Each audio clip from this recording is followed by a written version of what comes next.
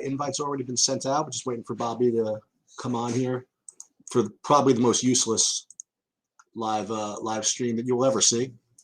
I'll probably hang out here till about 6:45, basically just waiting. Talk about the slate, whatever, but we're just waiting on news.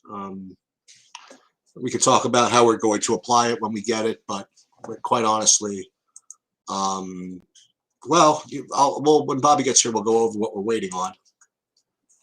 Some of the news we're not going to get until we leave. So if you do want to play the NBA tonight, make sure that you're around at some point between the starts of the first games and the beginning of the 10 o'clock games. Because we have Jokic legit questionable, we have Luka legit questionable, and you all know that when those guys are out, a lot of the other guys pick up the usage, and when those guys are in, then those guys do not pick up the usage. So it's just a pretty binary decision with respect to the reserves on both those teams. And unfortunately, you have to make some decisions on the early games before you get the news on the late games. So you have to decide. Well, you have to decide whether you do want to make those decisions or not. I mean, if you want to eschew some of the early values, and that's fine. But just make sure that you can, that you're satisfied with your lineups later if you don't get the news that you want, So just gonna wait for Bobby just a couple more minutes before I get rolling here. And we did just hear that my Discord.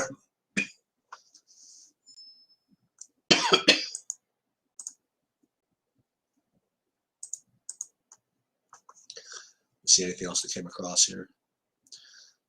I'm actually waiting on a couple of things. One of them being the Detroit starters. I want to see who's starting at the 5 for the Pistons. If they're going to start, Garza or Trey Lyles, because I really think you're supposed to play them. I talked about it earlier, and nobody's really talking about them all that much. Basically saying that Detroit can go small if they want, but I don't know if that's the case. I don't think they can get away with it. Well, here's Bobby. Excuse me. What's up, Bobby? What's up? Are you living over there? You're alive? Yeah. Oh, and other stuff going on? No, I just meant you because you sounded good this morning, but I could hear the cough when I came on. I just want to make sure you're good. Yeah. So what I was just saying is that welcome to the most useless 45-minute show probably in the NBA. I'm just basically waiting on news. I mean, what am I going to do? I mean, here's what I think I'm waiting on, right? So we just got the news about the Knicks. Waiting for those projections to update, and I'll get those rolling in about 20 minutes. We got the news that Bam is playing, so that's something. And immediately, what I'm waiting on is Detroit starters to see who's starting from the Detroit game. So that's what I'm waiting on currently. And then we're waiting on stuff that we're not going to have until after the first game starts. So we have to make a decision on what we want to do about that. I not guarantee, but there's just no way we're going to know about Jokic and or Luka before lock. I'm hoping that we learn about Anthony Davis before 7 o'clock. That would be nice. Yep. And aside from that, I mean, what do you want to talk about? What are you thinking? Well, okay, so let's talk about it because there's even a much bigger thing that is entered the speculation, which the Clippers had to cut their practice short today. Really? And there are rumors, but that's what's going to happen. There's always going to be rumors about potential COVID stuff. Oh. So it's a very dangerous slate, which actually probably leaves a lot of room to try to outthink people before the games and maybe make some money on some tournaments. But I wouldn't recommend getting overly invested in this slate just because it is a little bit volatile. Wait. Excuse me. DFS Wolfpack. That's hurtful. He's saying Melo back in the Garden for the last time. Melo can get a job for the next 6 years, probably. Excuse me. What about the NBA Finals? Well, what about Knicks Lakers in the finals? They don't play at the Garden like at least 3 of the games. I don't know. I mean, like maybe you'll have like several more games at the Garden. But that's good info. Actually, I was unaware that this is actually. I forgot about that. This could be his last time in the Garden. He's going to be. I don't think it'll be his last time in the Garden, but I think it's equally still like, I mean, especially with the Anthony Davis just question mark. I mean, then it's like, come on, what are we doing? Yeah, but you know what? But Carmelo's the type of guy who's going to come in. Anthony Davis remains questionable. Will be a game time decision. Yikes. No, Carmelo's going to listen. Carmelo, I know Carmelo. He's going to come in. He's going to be a nice team player. He's going to just get everybody involved. He's going to it's going to bow, say, wave to the Knicks fans, and just show them what team ball is just kind of all about. Especially if Anthony Davis is not in the game. So I don't think he's going to be a particularly good play. Now, why don't you talk to me a little more about this Clipper thing, because I'm now intrigued. This is it's a really speculative situation, and it's interesting because what happens, let's just say, so the general things that we've gotten from the sites is they've refunded the money on games where they don't play. That's number one. Will they do that tonight? Because they've done it so many times. It is the giving time of year. You'd think that they would do it, but it does worry me a little bit. They've given a lot, though. Yeah, and by the way, it's kind of appropriate to give a lot. Why not? You should, customer loyalty. If you're going to have games canceled and things like that, you should refund. But I don't know if they're going to keep letting people free roll in these situations. I'm just thinking out loud here. But my natural thought is that more than likely, even if some COVID showed up there, that I think they'll be able to field a team. Oh, Jesus Christ. Well, it just sort of lends itself to the earlier thought. Now, it's a little unfortunate because I like a lot of guys in these earlier games, and I'll get to some of the guys I really like. But I do think backloading is the optimal strategy, because if you lose Luka, and by the way, I think Luka is more likely to play now than I thought this morning. Oh, really? Okay. Because he did go through some practices with them. It is the team that beat them in the playoffs back-to-back years. They're he'd have a break if he took the extra game, but maybe they actually really want to get this one. They're 9-7. They're fine, but at the same time, any game you can win in the West against another team you're going to be fighting for playoff positioning with is probably a good thing, especially the team that's knocked you out 2 years in a row. So it remains, it's a TBD situation. But I mean, you could do certain things before those last games. Like if Luka ends up look like he's in before 7 p.m., you can do the swaps from Jalen Brunson to Will Barton. Right. That's the kind of switches you're looking at. But if those guys are out, that's just so much usage to go around for everyone else. Where Tim Hardaway would be an afterthought on this slate. And by the way, he could still get there if Luka plays. But where he'd be an afterthought if Luka plays, I mean, Luka doesn't play. If Luka plays, he'd be an afterthought. If he doesn't play, he's a terrific play, and he should be 40% owned. So it's just a lot of stuff, or maybe not 40, but 30+% owned, whatever. KP, obviously a better play without Luka. Oddly enough, the one guy who I like for value that you can use down there, I don't think it really matters whether Luka plays or not, is Maxi Kleba. And that's sort of like a long shot value for that game. But going to the early games, the guys who you feel like you need to play, I don't need to play anybody on Miami. They're all fine. Jimmy Butler's fine. I think I would rather buy my time, It's a good matchup, as we've mentioned a number of times with Bam. And this is assuming that, nobody else gets announced out. PJ Tucker is actually going to play minutes, but we have other guys who are cheap that I think are more interesting, including some guys on the other side, which are Corey Joseph and Hamidou Diallo.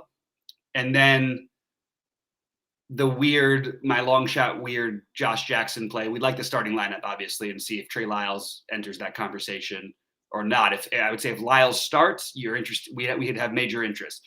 If Lyles doesn't start, not especially interested. But I'm not especially interested in Garza if he starts. So I would have interested in Lyles if he starts. Probably not Garza for me, just based on the fact that it's the first game. If it was later, I would probably take some shots and then just adjust, according. So I poked around a little bit, and this is what I got from the Twitter. It said saying the game tonight between the Clippers and Mavs is still on course to be played at this time. This is from 4 hours ago. It says the canceling of today's shoot-around was precautionary.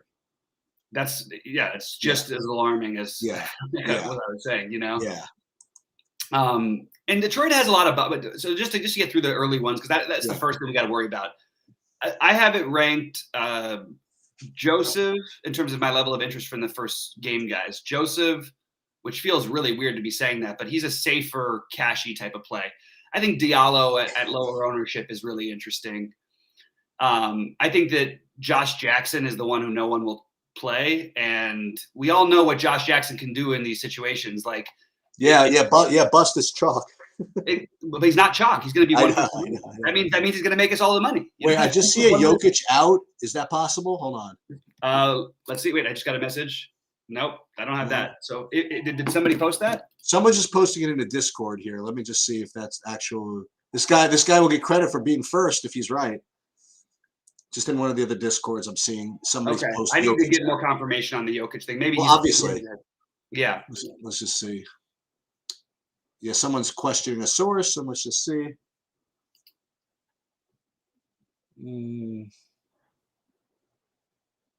I'll let you know if I get it.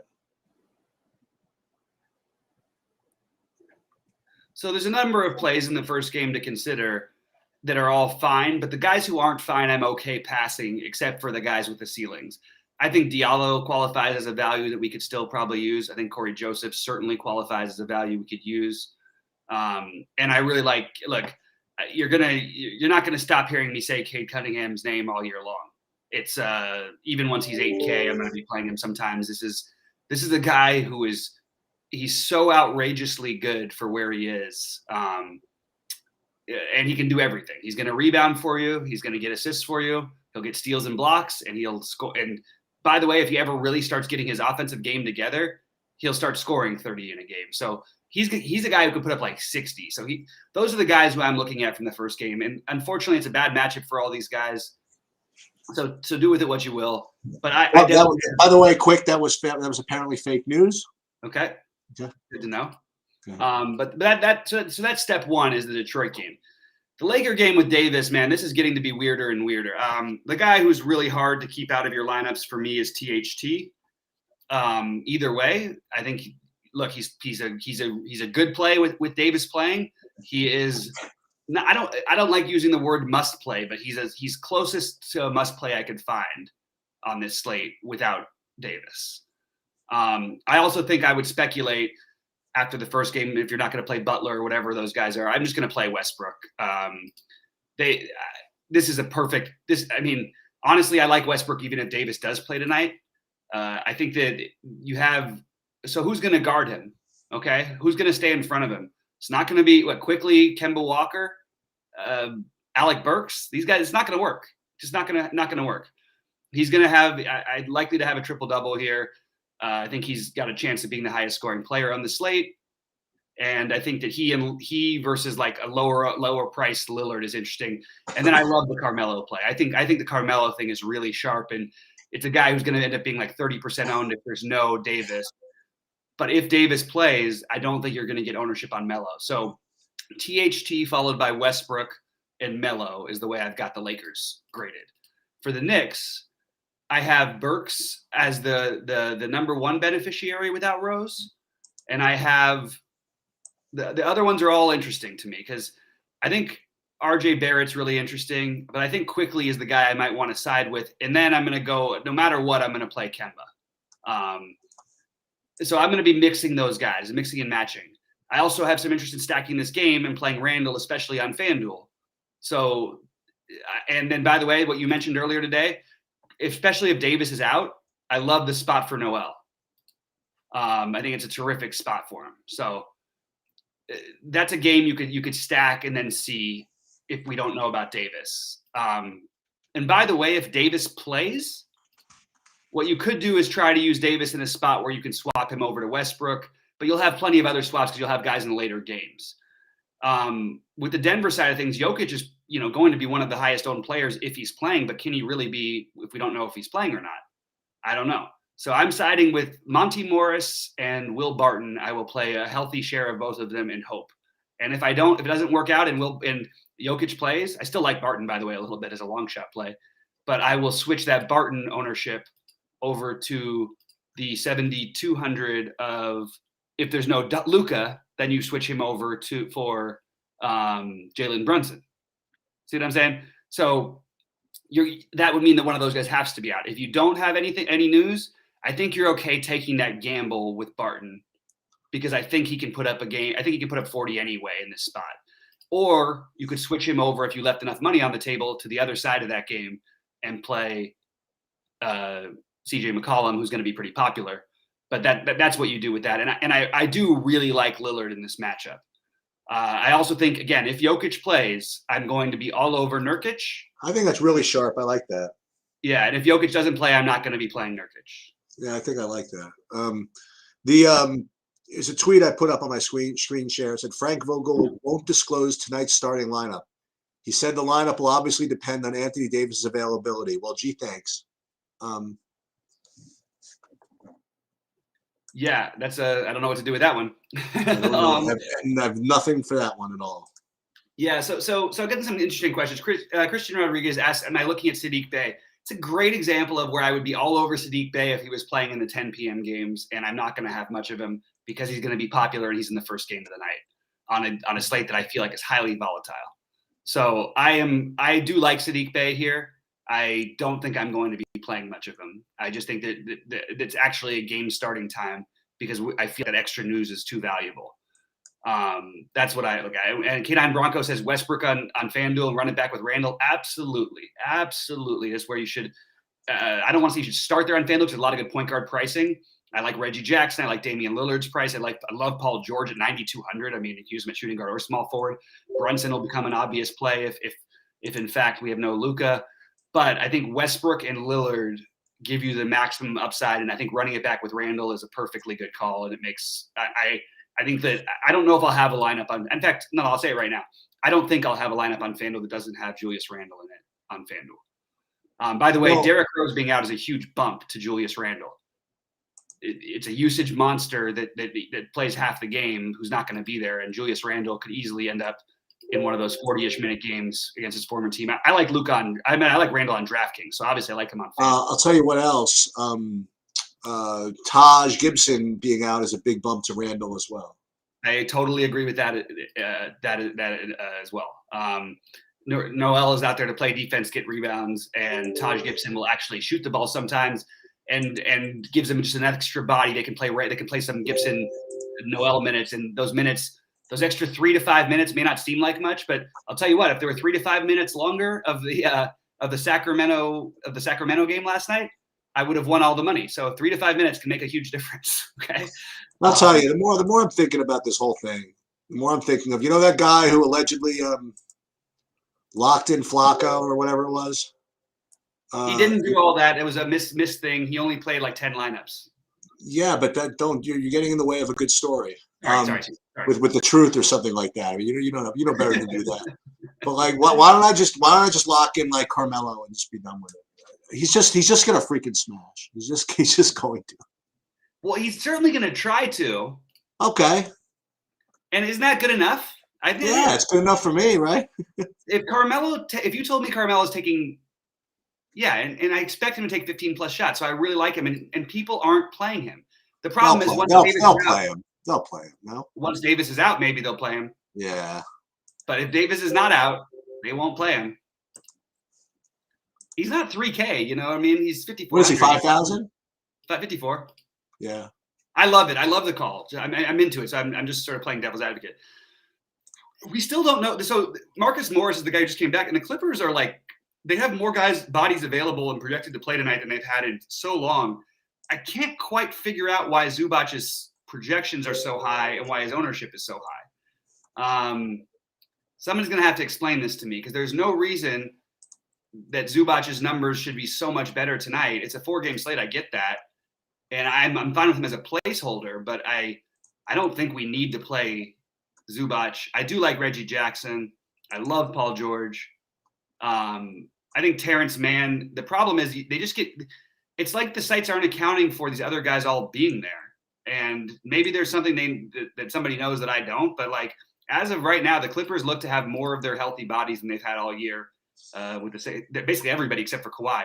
We also have Reggie Bullock questionable, which is a huge, huge, huge deal because Reggie Bullock, even if Luka plays, is going to play 25 minutes ish. Oh, the Trey Burke thing you're saying, huh? So yeah, but if you could know Luka and know Reggie Bullock, Trey Burke is going to project to not play a minute tonight is the super long shot hero play.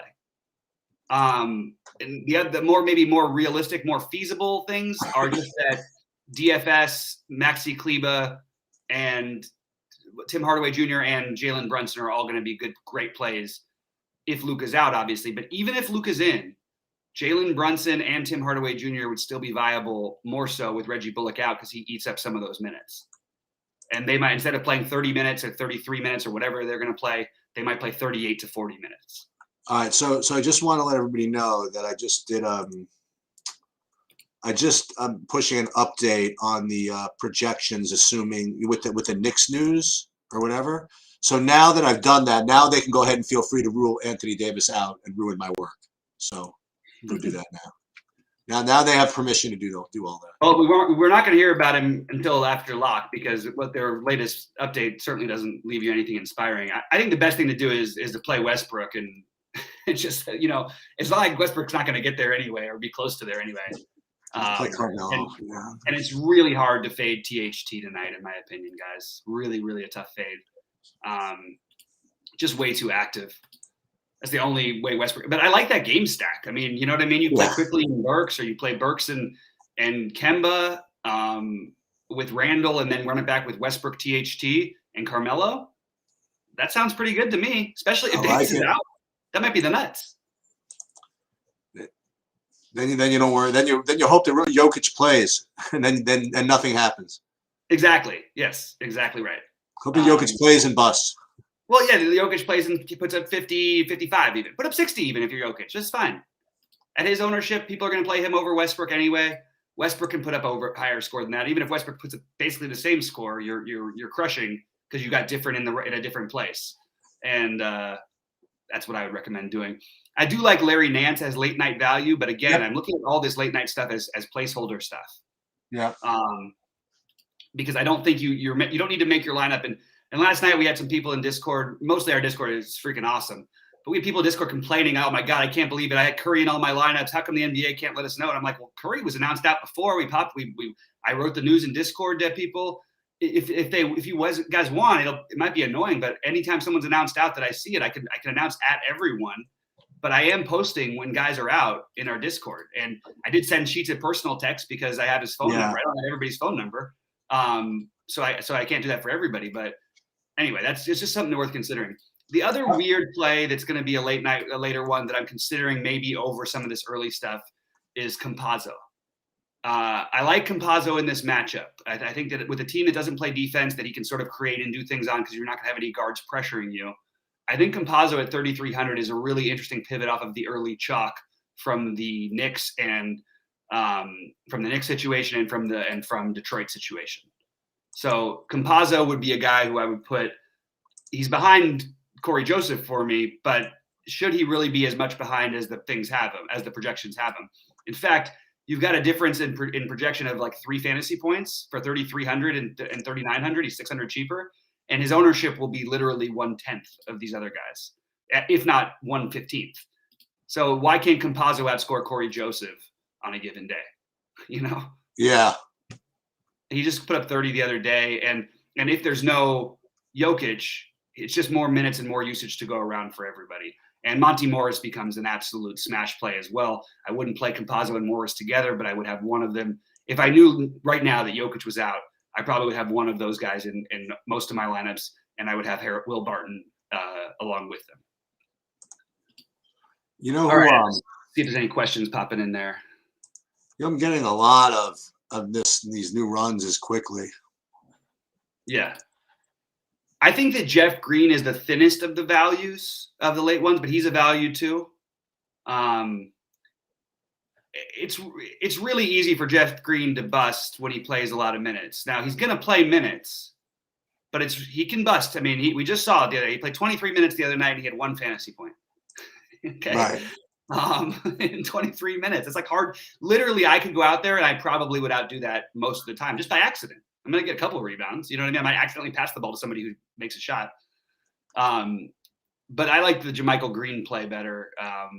He's actually looks more volatile if you look at the game logs, but it's really the minutes with him. If he's going to play 25 plus minutes, which I would imagine he would play right around there, or maybe a little higher against Portland, and I think he'd be a really, really good play. I would have him rated ahead of Jeff Green, if no Jokic, personally. Do we have any news on PJ Tucker? So PJ Tucker right now I have projected to play, but again, we're going to hopefully know that before lock, and we should know any minute. If PJ Tucker is out, what does that mean to us? Okay. I think it means Caleb Martin, oddly enough, is somewhat viable. That's basically all I can come up with. It hurts every other player on their team offensively because PJ Tucker is so low usage. All he's going to do is, be out there and get rebounds and stuff. I guess some rebounding upside maybe for Bam is the best way if you want to twist it. But I would just look at it as a minutes thing and think that Caleb Martin would probably get a good bulk of those minutes. If not Caleb Martin, it would be Max Strus. And I just am not going to play Max Strus in the early game on this slate. It's fine. It's just not what I'm going to do. It's not my style. Yeah, I don't blame you. Yeah. DFS Wolfpack has a very bold call. Melo 7 for 12 beyond the arc. I'll do you one better, DFS Wolfpack. If Melo is 7 for 12 behind the 3-point line, he's going to be 7 for 18 because if he's that hot, he's not stopping. Right. Yeah. He'll keep going. And I'm getting more and more into this Melo idea. I currently have Melo in 30% of my lineups on DraftKings, and I actually might be upping that. I have weird guys like Dwight Powell as placeholders right now. Those are in my only two guys from the early games type of stacks. I don't think Dwight Powell's a particularly strong play. I'm just throwing names out there if you want to use a value filler that fits with the late games and try and adjust accordingly. I think it's a pretty good idea. Make sure to get your guys in the right positions tonight. I know we try and say this every night. That's one very, very big piece of advice so you can have switchability later and you don't just have to automatically make the 1v1 swap. And that's a really smart thing to do. And I'm going to say right now, I think Will Barton is the other guy you want to try to look. Even if Jokic plays, I think Barton has a good chance at getting there. If Jokic doesn't play in this matchup, boy, I mean, let's go. And by the way, just for what it's worth, Vegas doesn't expect Davis to play because that game went from a 3.5 spread to when I woke up, a 4-point spread when me and Sheets did our show earlier today, and now it's up to 7 points. So that's a sign of them expecting Davis not to play. There's nothing else that's happened today that would. In fact, they had Derrick Rose ruled out, and they still went up to 7 points. So that's a sign that if you're going to speculate, they're speculating Davis doesn't play. I have this really weird, sneaky suspicion that we would have known by now if Davis wasn't playing. That's the only thing that worries me. Whatever. Do with that information what you will. I still think I think it's close to 50-50. I think he's legitimately questionable. I don't think this is like we're going to see, we're going to wait as long as we can to announce whether he's in. I think they're really trying to see if he can play. Anyway, that's a bunch of spouting out stuff. I'm probably going to go to build my lineups. Unfortunately, I don't have a whole lot else for you guys because, like Sheet said, sadly, we're still waiting on information. You know what I'm going to do? I'm going to tell you what I'm going to do. I'm just being transparent. I'm going to lock Carmelo in. I love it, man. I'm just going to do it. And you know what? I'll tell you this. I haven't done all that great in the NBA the last couple of days. And I've been okay, but I just feel as it's been wearing on me a little bit, just how much time you have to put into it. And I just feel like doing this. And I literally have no reason for it. And you know what else I'm doing? to not worry about Jokic and Luka and Davis. I'm Xing all of them out. So there you go. I love it. Take it. Just be going bold with it. Just going to X all of them out. Yep. And you know what that's going to get me? It's probably going to get me a bunch of Lillard and a bunch of, you know what I mean? But that's fine by me. Yeah, I hear you, man. I like where your head's at. And we're in, and we're out. Okay. The guys that I'm playing are playing. How about that? That's something to look at. That is on DraftKings. On FanDuel, All right, I'll tell you what. I won't lock him in on FanDuel, just on principle. What's his price over there? I don't even know. He's probably cheaper. I actually didn't take a double check, but I'm about to. I haven't built that lineup yet. I'm still waiting to wait to see what happens with the slate. Yeah. So we're gonna. By the way, all this craziness and all the wearing and everything like that. This is why I do well in these slates. Yeah. You know what I mean? Yeah. But I'm gonna because grind you can outgrind people as far as the work ethic. Yeah, and I have a better sense of what might happen if XYZ happens than I think most people do, and that's what we try to do. So we're trying to come up with those things. Yeah. Tim Hardaway Jr. versus Horton Tucker. It's way by a long shot Horton Tucker, but we don't know if Luka's in or not. So if we know Luka's in, I still think THT has just as good of a shot, but we don't know about Davis either. So that's a really I would just go Horton Tucker, but I have both of them in many lineups together. So it's for me, that's where I'm at. Okay. Yeah, I'll tell you what I'm locking in on. Well, I'm not gonna lie, so I'm not locking in. I'm only playing 95% of him. I'm only playing 95% of Randall and 85% of Paul George. Love it, love all of it. That's what's gonna happen if you X out those other guys. Yep. But you're not playing any Westbrook, and I think that might be a mistake. It sounds like. Westbrook? I didn't say I'm Xing out Westbrook. No, it just sounds like if you're playing those guys, you can't have that much Westbrook or Lillard. Yeah, I guess not on FanDuel. Yeah, I like the Lillard, George, Westbrook. Leave him at 10 minutes. Those are the guys I'm using. Yeah, maybe that's a good. Maybe I should get some Westbrook then home to see. Well, I have to scour the internet to try to find everything I can. I will be in Discord, guys, but I'm going to try and finish my lineups and be scouring the internet every which way. Yeah, this is exactly what I'm gonna do. Actually, I'm gonna do minimum of 50% of Westbrook on FanDuel. Now I'll obviously have left to these other guys. You can just hang in there with for a minute because I do want to be transparent what I'm doing here. So I'm gonna play Westbrook, 50% of him, and I'm Xing out those other turkeys. And you know what else? You know what? I still have 95% Randall and 65% George. So right, gotcha. Duncan Robinson and PJ Tucker are in, by the way, so less interested in any Miami nonsense. And you know what? That's good. I'm kind of sick of playing the Miami nonsense. Yep. Only guys I really want are on the Detroit side in that game, and that feels bad too because they're playing against the best or second best defense in the NBA. All right, so let me just change these. By the way, I looked at my bets while you're doing that. I looked at my bets from last night. Sheets 7 for 7, including. Dude. Do you know that is a very good edge score? Wait, do you know what's crazy about it? Do you know what one of the bets was? And my only NFL prop bet was listed? What? Ronald Jones to score a touchdown. What? 11-1, 11.5-1. Not bad. Did you bet that or no? No, I didn't. No, because I can't bet easily here. I have to go through the whole thing. So I'm waiting for DraftKings to come with it. But you could have put a parlay on that. That thing would be paid at what would it pay? I don't know, $5,000. Dude, I'm telling you, you got to get on this Prize Picks thing. It's a lot of fun, and you could get some. Look, they rip you off a little bit on the vig, which is fine because they lock these prices in, pretty much, and you could search around all the different sports and whatever you want to do, and first half quarterback with second half wide receivers and stuff. With how much you know about the actual game, you know what I mean, like. You could probably make a few $100 a week on it or something. It's I'm sure I could. I'll get into it. I need to. You're right. I need to spend a little more time. I love it. I mean, it's definitely not the most user friendly site, but you get it does. It makes you think about your DFS plays a little more. Yeah, absolutely. Look at Ryan Berkeley in chat over there. Had Rojo parlayed with Evans touchdown. That's pretty sweet, buddy. That's a nice little payout right there. Like that. All right. Well, good luck to everybody tonight. Sheets, have a great night. I will see you guys tomorrow morning, and I will be in Discord if you guys need anything. Good luck, everybody. Sounds good. Good luck, everybody.